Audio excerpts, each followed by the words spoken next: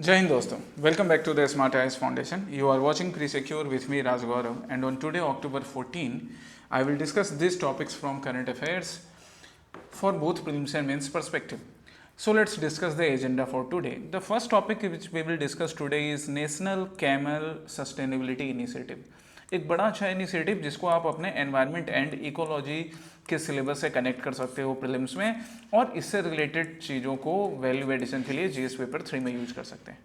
ठीक है, अभी रिसेंटली देखो, कल एपीएससी सीसीई का मेंस कंक्लूड हुआ, इससे पहले यूपीएससी मेंस कंक्लूड हो चुका है, और उन दोनों मेंस एग्जामिनेशंस में और प्री एग्जामिनेशंस में जिन स्टूडेंट्स ने सिंसियरली प्री सिक्योर या फिर जो हमारा दूसरा इनिशिएटिव है आसाम प्रहरी, जिन्होंने भी इसको सिंसियरली फॉलो किया है ना, वो इसके एडवांटेज खुद समझ रहे हैं कि कई क्वेश्चंस डायरेक्टली आए और वैल्यू एडिशन करने के लिए भी आपके पास अच्छा खासा एक वैल्यू एडिशन कंटेंट प्रिपेयर हो गया डेली करंट अफेयर से. ओके, सो सिंसियरली इसको फॉलो करते जाइए. The second topic is operation blue star. हो सकता है कई बार कहानियों में या पिक्चरों में तुमने ऑपरेशन ब्लू स्टार के बारे में सुना होगा. आज हम इसे सिविल सर्विसेज के पर्सपेक्टिव से देखेंगे, इसके सारे डिटेल ऑपरेशन ब्लू स्टार के, क्या था ऑपरेशन ब्लू स्टार, क्या इससे रिलेटेड इंपॉर्टेंट एग्जाम में स्पेसिफिक डिटेल्स हैं. Then the third topic would be a species which was mentioned in the news, slender billed curlew. Slender billed curlew, ये species ना बड़ा यूनिक रहा क्योंकि काफ़ी दिनों के बाद एक स्पीसीज को एक्सटिंक्ट डिक्लेयर किया गया है, और एक्सटिंक्ट डिक्लेयर किया गया है, सो दैट्स वाई ये न्यूज में रहा है. इसके क्या फीचर्स हैं, सिग्निफिकेंस क्या है, वो भी देखेंगे हम. देन एक्सरसाइज कोंकण, एक मिलिट्री एक्सरसाइज जो कि न्यूज में रही, इंडिया और किस नेशन के साथ ये मिलिट्री एक्सरसाइज हो रही है, that thing would be discussed. Then मैत्री 2, ये कोई एक्सरसाइज नहीं है बल्कि अंटार्कटिका में इंडिया के रिसर्च स्टेशन के बारे में है. ये आपको ना साइंस एंड टेक से रिलेटेड करंट अफेयर्स में हेल्प करेगा प्रीलिम्स एंड मेंस में. और फिर उसके बाद हम लोग कल वाले प्रैक्टिस क्वेश्चंस और आज के नए प्रैक्टिस क्वेश्चंस डिस्कस करेंगे. This would be the agenda for today's pre secure October 14. So come to the first topic, national camel sustainability initiative. हम इसे डिस्कस क्यों कर रहे हैं, क्योंकि इंडियन एक्सप्रेस में एक बड़ा अच्छा आर्टिकल आया नेशनल कैमल इनिशिएटिव के ऊपर. क्या, that the central government is planning national camel mission to save India's dwindling desert icon. ये जो कैमल्स होते हैं, ये जो कैमल्स हैं हमारे, हम इनको क्या बुलाते हैं, इंडिया का डेजर्ट आइकन बुलाते हैं ना, डेजर्ट आइकन बुलाते हैं. डेजर्ट के शिप के रूप, प्लेन के रूप में भी इनको, शिप के रूप में भी इनको एड्रेस किया जाता है. सो इनके नंबर्स को वापस से रिकवर करने के लिए the government is planning national camel mission. ठीक है, और इनके नंबर काफ़ी डिक्रीज हो चुके हैं, 75% तक ड्रॉप आ चुका है कैमल के नंबर में, 75% तक ड्रॉप आ चुका है 1977 से. तो यहाँ से एक पहला प्रैक्टिस क्वेश्चन पता है तुम्हारे लिए क्या बन रहा है, कि तुम मुझे IUCN स्टेटस बताओगे कि IUCN के रेड लिस्ट में ये जो कैमल हैं, डेजर्ट कैमल्स हैं, इनका रेड लिस्ट में क्या स्टेटस है, that you would tell me. पहला क्वेश्चन तुम्हारे लिए प्रैक्टिस का ये बन चुका है. चलिए अब हम देखते हैं क्वेश्चन किस तरह से फ्रेम किया जा सकता है इसमें. तो पहला स्टेटमेंट बोल रहा है नेशनल कैमल मिशन से related, it is being planned by ministry of fisheries, animal husbandry and dairying. कि ministry of fisheries, animal husbandry and dairying इस मिशन को, नेशनल कैमल सस्टेनेबिलिटी इनिशिएटिव को प्लान कर रहा है. एकदम सही है, ये एक वैसा फैक्ट है जो आपको याद रखना है कि अच्छा ये मिनिस्ट्री प्लान कर रही है, इस मिनिस्ट्री के अंदर इसका फंक्शनिंग होगा. तो ministry of animal husbandry and dairying, ministry of fisheries, इसके अंदर national camel sustainability initiative plan किया जा रहा है.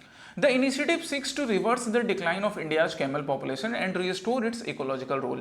क्या इकोलॉजिकल रोल है ये तो मैं आगे डिस्कस करूंगा ही. ऑब्वियसली इनके नंबर का जो डिक्लाइन है ना, इसको रिवर्स करने के लिए कि इनके नंबर्स वापस से पहले तो रिस्टोर हो जाए, पहले तो क्या हो जाए, स्टेबल हो जाए, और फिर इनके नंबर्स इंक्रीज होने लगे. That would be the main purpose of national camel sustainability initiative. So second is correct. Third क्या है, world camel day is observed in India on August 22 as part of the proposed awareness. Actually not. ऐसे question का answer करने के लिए ना आपको ये फैक्ट्स मालूम होने चाहिए. ये August 22 में नहीं किया जाता है, दैट्स वाई ये स्टेटमेंट हमारा क्या हो गया, रॉन्ग हो गया. ठीक है, यहाँ पे आंसर सिर्फ हमारा क्या होगा, 1 and 2 ओनली, क्योंकि वर्ल्ड कैमल डे मनाया कब जाता है, June 22 में. ओके, चलिए सो हम नेशनल कैमल सस्टेनेबिलिटी इनिशिएटिव के बारे में अब और डिटेल में देखते हैं. इम्प्लीमेंटेशन की जो मिनिस्ट्री है, कौन सी ministry, ministry of fisheries, animal husbandry and dairying. Main purpose इसका होगा जो हमारे जो डेजर्ट कैमल्स हैं, इनका नंबर जो डिक्लाइन हो रहा है, इसको रीस्टोर करना, इनके नंबर्स को इंक्रीज करना, सो दैट इनके इकोलॉजिकल एंड इकोनॉमिक सिग्निफिकेंस जो है वो हमेशा बने रहे. अब जरा हम इनके सिग्निफिकेंस में जाएंगे, पहले सेंसस की बात कर लेते हैं। जो 20th लाइव स्टॉक सेंसस हुआ था उसके अकॉर्डिंग कैमल्स के बारे में क्या नंबर मिला है, तो 2.52 lakh camels. This is down from 11 lakh in 1977। मतलब 1977 में ये नंबर 11 लाख था, 2013 में 4 लाख था, और अभी जो 20th लाइव सेंसस किया गया है, लाइव स्टॉक सेंसस किया गया, उसमें 2.52 लाख बचा है। काफी रैपिडली डिक्रीज हो रहा है। अब मेनली कॉन्सेंट्रेटेड कैमल्स कहां पर रह गए हैं, राजस्थान एंड गुजरात रीजन में, बाकी जगह काफी जल्दी डिक्रीज हो रहे हैं। पॉलिसी के पुअर इंप्लीमेंटेशन के वजह से, habitat loss, shrinking grazing lands, मतलब अब कैमल्स क्या होते हैं, साइज इनका बड़ा है तो इनको खाने के लिए चारा भी ज्यादा चाहिए, पर ग्रेजिंग लैंड जो है, ग्रास लैंड जो है, वो धीरे धीरे श्रिंक हो रहा है। बिकॉज ऑफ दिस इनके नंबर्स डिक्लाइन हो रहे हैं। Also decrease demand for transport and camel based livelihoods, जो एक कैमल बेस्ड लाइवलीहुड्स हैं वो कम होते जाते हैं, जिससे इनका कंजर्वेशन एफर्ट्स हैं ये भी डिक्रीज होता है। अब हम नेशनल कैमल सस्टेनेबिलिटी इनिशिएटिव पर आते हैं। तो इसका देखो प्रोपोज्ड मेजर क्या लिया गया है। राजस्थान का जो कैमल एक्ट है ना, कैमल एक्ट है, उसको थोड़ा सा रिव्यू किया जाएगा, जिससे कि कैमल से रिलेटेड लाइवलीहुड राइट्स क्रिएट हो सके, और लोग इन लाइवलीहुड राइट्स को ही क्रिएट करने के लिए कम से कम एटलीस्ट कैमल का प्रिजर्वेशन, उनके नंबर इंक्रीज करने पर ध्यान दें। साथ ही साथ इंटर स्टेट ट्रेड जो कि सस्टेनेबल मैनर में हो रहा है या नहीं है, उसको प्रमोट करना। Integration of camel into awareness themes into school books, rural fairs, public campaigns, ये एक अवेयरनेस कैंपेन चलाकर, और नेशनल लेवल पर वर्ल्ड कैमल डे का सेलिब्रेशन और इस सेलिब्रेशन से रिलेटेड अवेयरनेस जून 22 को करके। ठीक है, अब इकोलॉजिकल एंड इकोनॉमिक सिग्निफिकेंस की हम बात कर लें तो इकोलॉजिकल सिग्निफिकेंस देखो क्या है। कैमल्स एरिड रीजन में मिलते हैं, डेजर्ट रीजन में आपको मिलते हैं, और लो वाटर पे भी सस्टेन कर सकते हैं। लो वाटर पे सस्टेन करेंगे, उसके बाद ये जो चारा खाएंगे, और वो चारा जब इनके स्टूल्स के फॉर्म में, पोटी के फॉर्म में जब बाहर निकलेगा, वो सीड डिस्पर्सल का काम करता है, सॉइल की फर्टिलिटी भी बढ़ाता है। तो इकोलॉजिकल रोल एक ये हो गया इंपॉर्टेंट। क्लाइमेट रेजिलियंसी को भी प्रमोट करते हैं, बिकॉज डेजर्ट रीजन में, एरिड रीजन्स में ट्रांसपोर्टेशन के लिए the people they can use it. अभी भी बॉर्डर सिक्योरिटी फोर्सेस इंडिया की जो है वो यूज करती है कैमल्स को अभी भी, और भी कई बटालियंस आर्मी की। कल्चरल सिग्निफिकेंस भी है, जो भी हमारे वेस्टर्न पार्ट में इंडिया के स्टेट्स हैं, गुजरात, राजस्थान, वहाँ पे कल्चरल सिग्निफिकेंस भी है कैमल का। As well as economic value, milk, wool, leather, tourism से रिलेटेड इनकम, और बाकी सारी चीज़ों में कई मेडिसिनल प्रॉपर्टीज भी होती हैं कैमल मिल्क से रिलेटेड, इसकी वजह से इकोनॉमिक वैल्यू भी होता है। नेशनल लाइव स्टॉक मिशंस की अगर बात कर लें कि कैमल को किस तरह से सपोर्ट करेगा नेशनल लाइव स्टॉक मिशन, तो it supports camel breeding under its entrepreneurship development programme with 50% capital subsidy up to 50 lakh. कि अगर कोई पर्सन, अगर सपोज कोई पर्सन गुजरात राजस्थान के रीजन में या बाकी किसी एडजॉइनिंग स्टेट में अगर वो क्या कर रहा है, कैमल फार्मिंग करने की कोशिश कर रहे हैं, वो कैमल्स के को अपने यहाँ रख रहे हैं, उनके नंबर्स इंक्रीज कर रहे हैं, तो सरकार 50% तक कैपिटल सब्सिडी देगी, जिससे कि कैमल्स के नंबर इंक्रीज होंगे और जो भी थ्रेट है वो थ्रेट डिक्लाइन हो सकेगा। ये नेशनल लाइव स्टॉक मिशन का पार्ट है। Now come to the next topic, operation blue star. अब ऑपरेशन ब्लू स्टार क्या है 1984 का, और क्यों न्यूज में रहा, बिकॉज अगेन एक टाइम टू टाइम वैसे कई बार जो हमारे पॉलिटिकल लीडर्स होते हैं, पॉलिटिकल लीडर्स के स्टेटमेंट्स के वजह से भी ये मेंशन न्यूज में रहता है। अभी रिसेंटली हमारे former finance minister Shri P Chidambaram साहब का भी एक स्टेटमेंट आया था, और एक नई डॉक्यूमेंट्री बुक टाइप भी आई है जिसका नाम रखा गया था Operation blue Star the untold story. So इन चीज़ों के वजह से न्यूज़पेपर इसको टाइम टू टाइम कवर करता है, डॉक्यूमेंट्री है द अनटोल्ड स्टोरी। अब हम देखते हैं जरा कि इसका सिविल सर्विसेज में क्या पर्सपेक्टिव है। पहला स्टेटमेंट ऑपरेशन ब्लू स्टार से related, it was launch to remove armed militants led by Jarnail Singh Bhindranwale from the Golden Temple complex. बिल्कुल सही, सिखिज्म का जो सबसे पवित्र स्थल है स्वर्ण मंदिर अकाल तख्त साहिब, यहाँ पे आर्म्ड मिलिटेंट, जिसको कि इंडिया ने डेजिग्नेटेड टेररिस्ट डिक्लेयर किया आगे जाकर, जर्नैल सिंह भिंडरवाला, इसने कैप्चर कर लिया था गोल्डन टेम्पल कॉम्प्लेक्स को। उससे छुटकारा पाने के लिए ऑपरेशन ब्लू स्टार लॉन्च किया गया था। करेक्ट है पहला statement. The operation took place during the tenure of former prime minister Rajiv Gandhi. नहीं, former prime minister Rajiv Gandhi के टाइम में नहीं, former prime minister Indira Gandhi ji के टाइम में ये ऑपरेशन ब्लू स्टार लॉन्च किया गया था। और उसके बाद ऑपरेशन ब्लू स्टार के जो रिपर्कशंस हुए, that unfortunately lead to death of our former prime minister Indira Gandhi ji. Third, Major Kuldeep Singh Barar led the army operation. Yes, it is correct. Major Kuldeep Singh Barar जो थे, इन्होंने ही army operation को lead किया था। सो सही answer क्या होगा 1 and 3 only. ठीक है, अब हम डिटेल में चलते हैं ऑपरेशन ब्लू स्टार के। सो ऑपरेशन ब्लू स्टार, ये operation blue star operation blue star, फिलहाल अभी ऑपरेशन ब्लू स्टार नाम की जो नई डॉक्यूमेंट्री आई है अनटोल्ड स्टोरी, ये जर्नलिस्ट कंवर सिंधु ने लिखा है, कंवर सिंधु ने कवर किया है। ऑपरेशन ब्लू स्टार के बैकग्राउंड की बात करें तो प्राइम मिनिस्टर इंदिरा गांधी जी ने इसको लॉन्च किया था जून 1984 में to get rid of the terrorist, आगे जाके टेररिस्ट डिक्लेयर किया गया इनको, जो मिलिटेंट ग्रुप थे जिनको लीड कर रहे थे जर्नैल सिंह भिंडरवाले, इनसे अकाल तख्त साहिब को गोल्डन टेम्पल कॉम्प्लेक्स को आज़ाद करवाने के लिए। जून 1 से लेकर जून 6 तक ये ऑपरेशन ब्लू स्टार चला। पहला फेज जून 1 to 3 का था जिसमें आर्मी ने टेम्पल को सराउंड किया था और काफ़ी heavy exchange of gun fire हुआ, जो टेररिस्ट ग्रुप थे वो अंदर से फायरिंग कर रहे थे एंड दैट्स वाई आर्मी को भी हेवी आर्टिलरी, टैंक्स, हेलीकॉप्टर का यूज करना पड़ा। फाइनली भिंडारवाले और उसके जो एसोसिएट्स थे वो मारे गए। हालांकि इससे गोल्डन टेम्पल को भी क्षति पहुंची जिसने सिख कम्युनिटी के मन में एक भावना को जन्म दिया कि सरकार इससे बेहतर तरीके से भिंडारवाले को कंट्रोल कर सकती थी। कई लोग थे जिनकी भावनाएं इससे आहत हुई थी सिख कम्युनिटी में।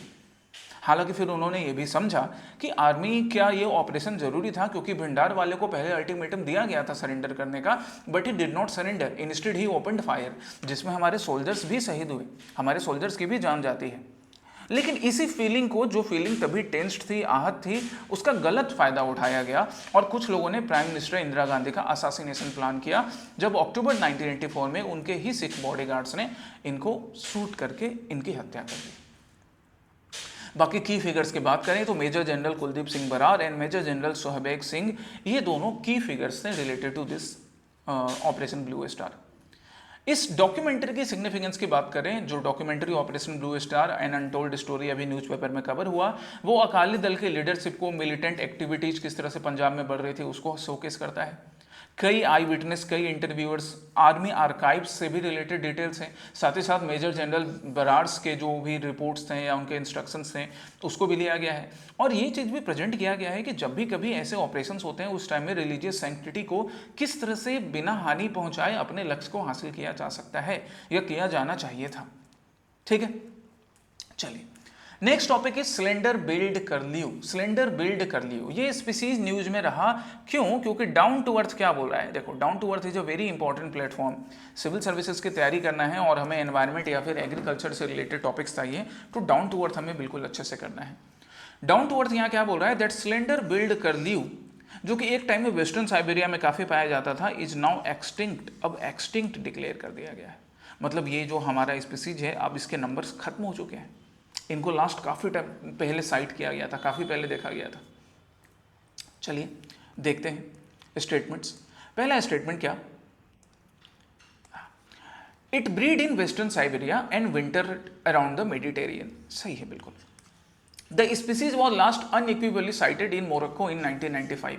बिल्कुल काफ़ी समय पहले मोरक्को में इसको देखा गया था एंड दैट्स वाई अभी एक्सटिंक्ट फाइनली डिक्लेयर कर दिया है IUCN ने। तीनों स्टेटमेंट यहाँ पर करेक्ट हो गए इससे रिलेटेड, सिलेंडर बिल्ड कर लियो से रिलेटेड।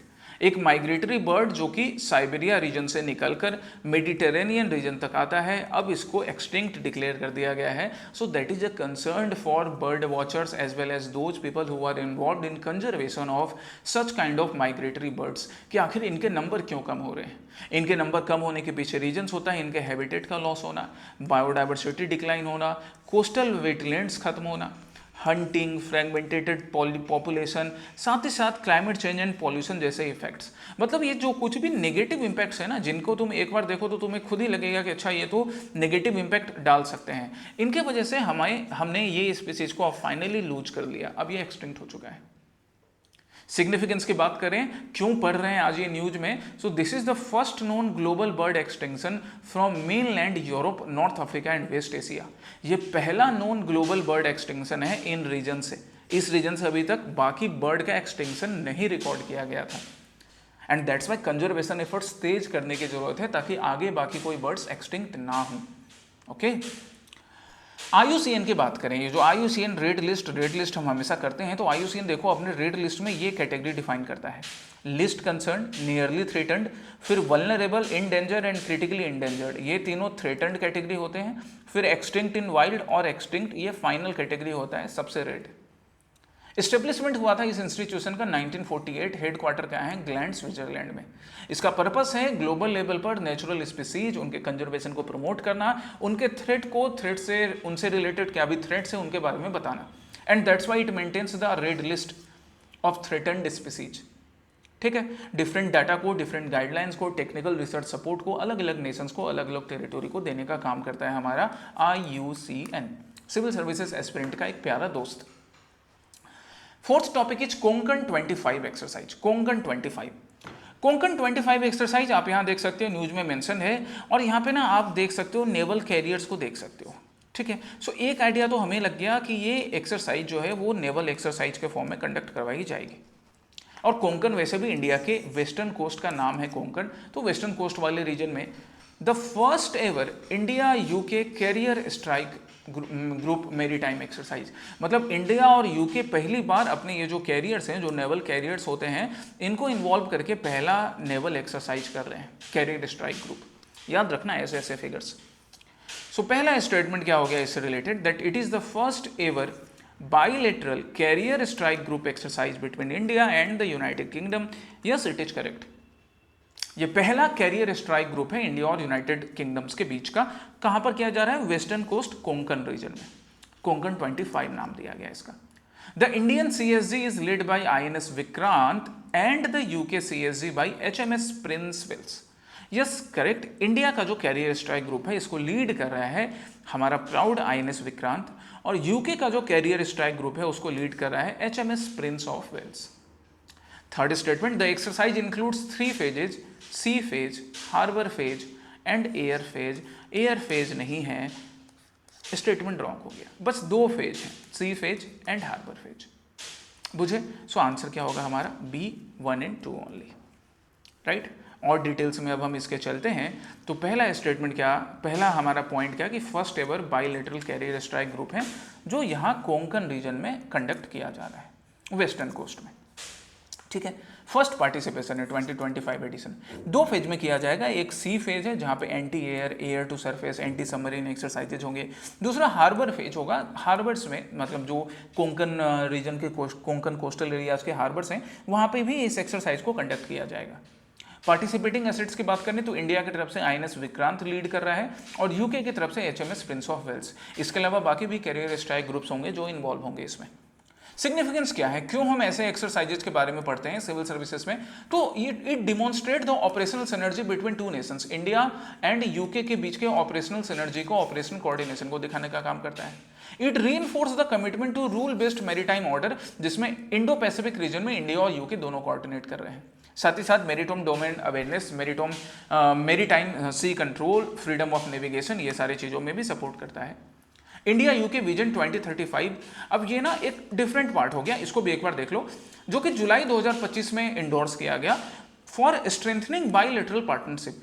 अब ये बाइलेटरल पार्टनरशिप चाहे डिफेंस के फील्ड में हो, चाहे मेरीटाइम सिक्योरिटी के फील्ड में हो जिसमें कि ये एक्सरसाइज किया जा रहा है, चाहे इकोनॉमी के फील्ड में हो, एडुकेशन के फील्ड में हो, रिसर्च के फील्ड में हो, तो इंडिया यूके विजन 2035 ये सारी चीज़ों को एड्रेस करता है, जिसके थ्रू हम आज देखो ये मिलिट्री एक्सरसाइज, नेवल एक्सरसाइज भी कर रहे हैं। ठीक है, क्या क्या इनिशिएटिव है इंडिया यूके विजन 2035 में, इसको पहले भी हमने डिस्कस किया है या आगे कभी डिस्कस करेंगे। अगर ब्रीफली बात करें तो Indo Pacific ocean initiative, regional maritime security centre of excellence and joint military और such training exercises, these are the parts of India UK vision, जो कि डिफेंस सिक्योरिटी को प्रमोट करने के काम आएगा। चलिए, last but not the list question is मैत्री 2 रिसर्च स्टेशन। मैत्री 2 रिसर्च स्टेशन ये अगेन न्यूज में रहा, कहां से रिलेटेड? अंटार्कटिका से रिलेटेड। इंडिया का मैत्री 1 बेस जो कि 1989 से ऑपरेशन है, आप यहां पे देख सकते हो। कहां पर है भैया? अंटार्कटिका के आईसी रीजन्स में, ऑब्वियसली जहां पे आइस जमे हुए हैं वहां पे अब हम क्या करने वाले हैं? मैत्री 2 को स्टेशन करने वाले हैं। मतलब मैत्री 1 रिप्लेस होगा और मैत्री 2 लगेगा। इस न्यूज़पेपर क्लिपिंग को जरा देखो तो, फिर से रुको मैं पूरा क्लिक कर देता हूँ। Once built and readied by January 2029, मतलब हमारा मैत्री 2 कब तक रेडी हो जाएगा? जनवरी 2029 तक। और ये इंडिया का 4th रिसर्च बेस होगा अंटार्कटिका रीजन में। कहाँ पर? अंटार्कटिका में 4th रिसर्च बेस। किसको रिप्लेस करेगा? मैत्री 1 बेस को। मैत्री 1 बेस कब से ऑपरेशनल है? 1989। तो ये चीज़ ना आपको न्यूज़पेपर में मॉनिटर ऑब्जर्व करने सीखना चाहिए, यही सीखना है एक्चुअली में हमें। क्वेश्चन की बात करें तो पहला स्टेटमेंट हमारा क्या, मैत्री 2 will be India's 4th Antarctic research base, बिल्कुल सही है। रिप्लेसिंग दक्षिण गंगोत्री, ना भैया दक्षिण गंगोत्री को नहीं रिप्लेस करेगा, मैत्री 1 को रिप्लेस करेगा। 4th अंटार्कटिक रिसर्च बेस है बट दक्षिण गंगोत्री को रिप्लेस नहीं कर रहा है। The project is led bye national centre for polar and ocean research under the ministry of earth sciences, एकदम सही है। National centre for polar and ocean research, इससे बढ़िया और कौन से सेंटर की जरूरत होगी जो कि मैत्री 2 या दक्षिण गंगोत्री ऐसे हमारे इनिशिएटिव्स को लीड करे रिसर्च के लिए, और मिनिस्ट्री ऑफ अर्थ साइंसेस के अंदर ये वर्क करते हैं। It will operate entirely on solar energy during both summer and winter. थोड़ा सा कॉमन सेंस लगाओ, जो अपने पास रखना है, अपने पड़ोसी को उधार में नहीं देना है। विंटर सीजन में अगर हम सोलर एनर्जी पे रिलाई करेंगे तो हम तो बेवकूफ़ी होंगे ना, तो विंटर सीजन में हम सोलर पे नहीं रिलाई करेंगे। करेक्ट ढूंढना है, आंसर क्या होगा 2 ओनली। इनकरेक्ट ढूंढना होता तो सी, बट हमें करेक्ट ढूंढना है, आंसर हमारा होगा 2 ओनली। ठीक है, चलिए मैत्री 2 की बात कर लेते हैं। तो पहले मैत्री की बात कर लें। तो मैत्री किसके अंदर डेवलप किया जा रहा है, national centre for polar and ocean research, ministry of earth sciences के अंदर। मैत्री 2 के लिए फंडिंग क्या होगा, 2000 करोड़ अगले 7 सालों में फंडिंग किया जाएगा। ईस्टर्न अंटार्कटिका रीजन में इसको फाइनली 2029 में कंडक्ट करने का टारगेट है। ठीक है कि 2029 से ये काम करने लगेगा, रिप्लेस करेगा मैत्री 1 स्टेशन को जो काफ़ी पुराना हो चुका है, 1989 से इसने अपने पर्पस सर्व कर दिए हैं। फीचर्स क्या है मैत्री 2 के, तो ये मैत्री 1 से बड़ा होगा, ज़्यादा बढ़िया इंफ्रास्ट्रक्चर होंगे, वेस्ट मैनेजमेंट अच्छा कर सकेगा क्योंकि waste management is a very big challenge for us. This would be powered by renewable energy sources, solar and wind summer season में सोलर से, विंटर सीजन में विंड एनर्जी से, याद रखना इसको, है ना। दिमाग लगाया गया कि सोलर सीजन, समर सीजन में तो सोलर एनर्जी यूज करेंगे चलाने के लिए और विंटर सीजन में विंड एनर्जी यूज कर लेंगे, जिससे कि ओवरऑल एनवायरमेंटल सस्टेनेबिलिटी ये बनी रहे। ठीक है जी। इंपॉर्टेंस क्या है अंटार्कटिक रीजन का, तो क्लाइमेट रिसर्च करने के लिए अंटार्कटिक रीजन जो है ना वो आपको एक स्टेबल क्लीन एटमॉस्फेयर देने का काम करता है। जियोपॉलिटिकल सिग्निफिकेंस भी है इस रीजन का, ना सिर्फ इंडिया के अलावा चाइना, यूएसए, बाकी कई रीजन्स वहाँ पे अपने बेसिस एस्टेब्लिश करते हैं रिसर्च के लिए, सो स्ट्रेटेजिक इंपॉर्टेंस भी है। एंड साइंटिफिक डेवलपमेंट जो कि हमारे नेशन के फंडामेंटल ड्यूटी का भी पार्ट है, उसको भी प्रमोट करता है।